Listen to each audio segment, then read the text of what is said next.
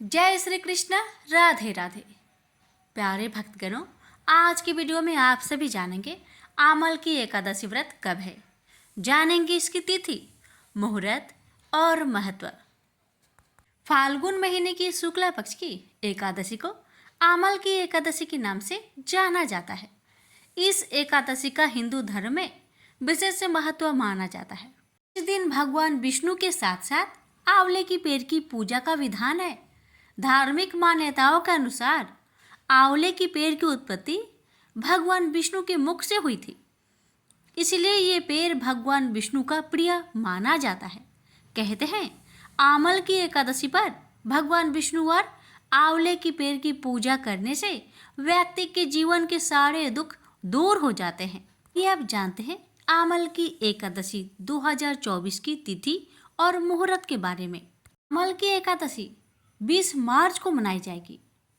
पंचांग के अनुसार आमल की एकादशी की शुरुआत 20 मार्च 2024 की सुबह 12:21 से होगी और इसकी समाप्ति 21 मार्च को 2:22 AM पर होगी। अब जानेंगे एकादशी व्रत की पारण का समय। आमल की एकादशी का पारण 21 मार्च को किया जाएगा। इस दिन व्रत पारण का समय दोपहर 1:41 से शाम 4:07 तक रहेगा। पारण तिथि के दिन हरिवासर समाप्त होने का समय सुबह 8:58 का है। आइए अब जानते हैं आमल की एकादशी व्रत का महत्व के बारे में। धार्मिक मान्यताओं के अनुसार आमल की एकादशी का व्रत करने से सैकड़ों तीर्थ दर्शन करने के समान पुण्य की प्राप्ति होती है। मान्यता है इस व्रत को करने से व्यक्ति को मोक्ष की प्राप्ति होती है। वहीं अगर जो लोग आमल की एकादशी का व्रत नहीं रख सकते, उन्हें इस दिन भगवान विष्णु को आंवला तो जरूर ही अर्पित करना चाहिए, साथ ही स्वयं भी इसका सेवन करना चाहिए। आइए अब जानते हैं आमल की एकादशी व्रत की पूजन विधि के बारे में और साथ में श्रवण करेंगे कथा। पूजन विधि। आमल की एकादशी में आंवले का विशेष महत्व है।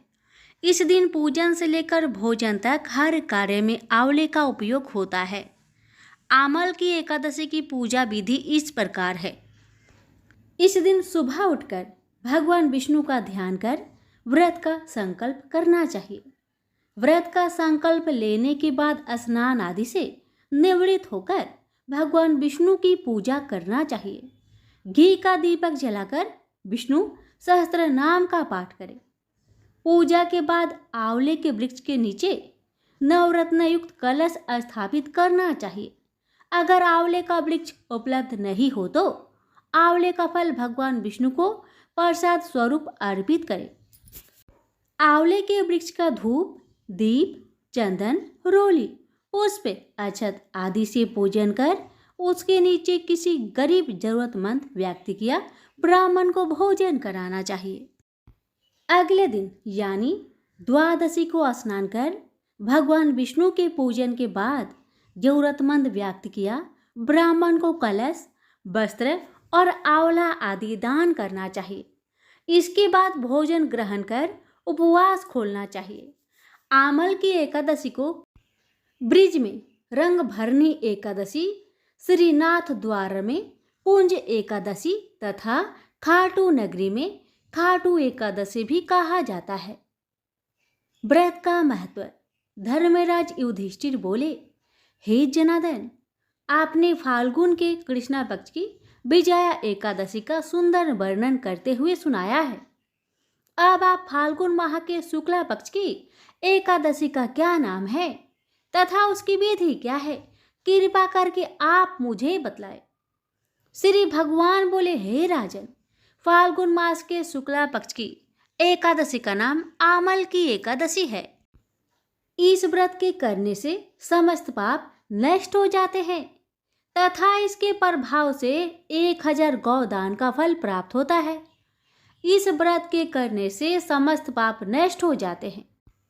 हे राजन, अब मैं आपको महर्षि वशिष्ठ जी द्वारा राजा मानधाता को सुनाई पौराणिक कथा के बारे में बताता हूँ। आप इसे ध्यान पूर्वक सुने। व्रत कथा। राजा मानधाता बोले कि हे वशिष्ठ, यदि आप मुझ पर कृपा करें तो किसी ऐसे व्रत की कथा कहिए जिससे मेरा कल्याण हो। महर्षि वशिष्ठ बोले कि हे राजन, सब व्रतों से उत्तम और अंत में मोक्ष देने वाले आमल की एकादशी के व्रत के मैं वर्णन करता हूँ। यह एकादशी फाल्गुन माह के शुक्ल पक्ष में होती है। प्राचीन समय में वैदिक नामक एक नगर था। उस नगर में ब्राह्मण, वैश्य, क्षत्रिय, शूद्र चारों वर्ण के लोग प्रसन्नता पूर्वक रहते थे। नगर में सदैव वेद ध्वनि गूंजा करती थी। उस नगरी में कोई भी पापी, दुराचारी, नास्तिक आदि न था। उस नगर में चैत्ररथ नामक चंद्रवंशी राजा राज्य करता था। वह उच्च कोटि का विद्वान तथा धार्मिक प्रवृत्ति का व्यक्ति था। उसके राज्य में कोई भी गरीब नहीं था और ना ही कंजूस। उस राज्य के सभी लोग विष्णु भक्त थे। वहाँ के छोटे बड़े सभी निवासी प्रत्येक एकादशी का उपवास करते थे। एक बार फाल्गुन माह के शुक्ला पक्ष की आमल की नामक एकादशी आई। उस दिन राजा और प्रत्येक प्रजाजन, वृद्ध से बालक तक ने आनंद पूर्वक उस एकादशी को उपवास किया। राजा अपनी प्रजा के साथ मंदिर में आकर कलश स्थापित करके तथा धूप दीप नैवेद्य पंचरत्न छत्र आदि से धात्री का पूजन करने लगा। वे सब धात्री की इस प्रकार स्तुति करने लगे, हे धात्री, आप ब्रह्म स्वरूपा है। आप ब्रह्मा जी द्वारा उत्पन्न हो और सभी पापों को नष्ट करने वाली हैं। आपको नमस्कार है। आप मेरा अर्घ्य स्वीकार करो। आप श्री रामचंद्र जी के द्वारा सम्मानित है। मैं आपसे प्रार्थना करता हूँ, मेरे सभी पापों का हरण करो। उस मंदिर में रात को सभी ने जागरण किया। रात के समय उस जगह एक बहेली आया। वह महापापी तथा दुराचारी था। अपने कुटुंब का पालन वह जीव हिंसा करके करता था। वह भूख प्यास से अत्यंत व्याकुल था। कुछ भोजन पाने की इच्छा से वह मंदिर के कोने में बैठ गया। उस जगह बैठकर वह भगवान विष्णु की कथा तथा एकादशी महात्म्य सुनने लगा। इस प्रकार उस बहेलिये ने सारी रात अन्य लोगों के साथ जागरण कर व्यतीत की। प्रातःकाल सभी लोग अपने अपने निवास घर चले गए। इसी प्रकार वह बहेलिया भी अपने घर चला गया और वहां जाकर भोजन किया। कुछ समय बीतने के पश्चात उस बहेलिये की मृत्यु हो गई।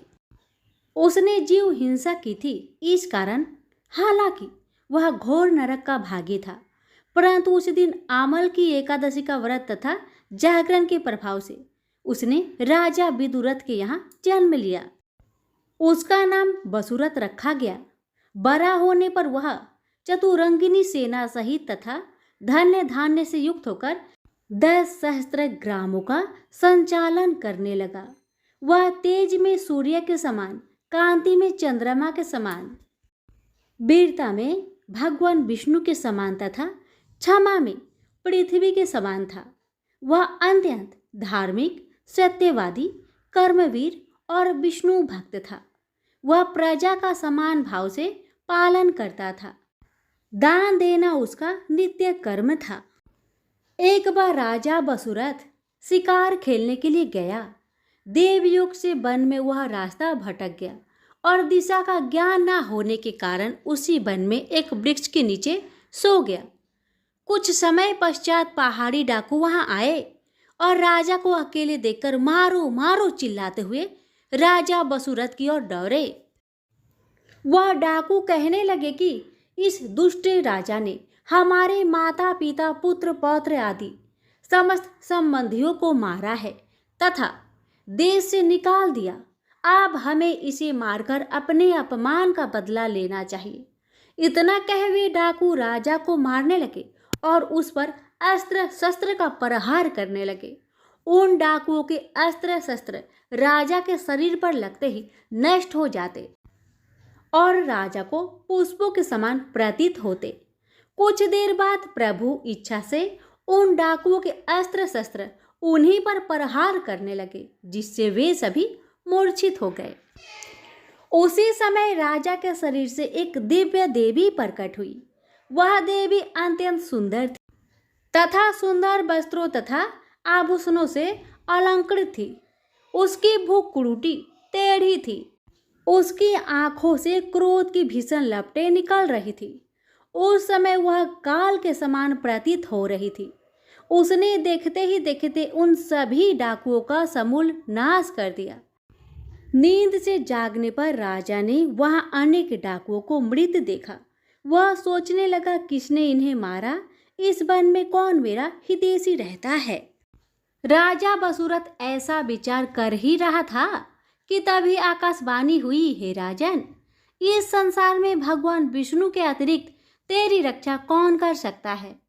इस आकाशवाणी को सुनकर राजा ने भगवान विष्णु को स्मरण कर उन्हें प्रणाम किया।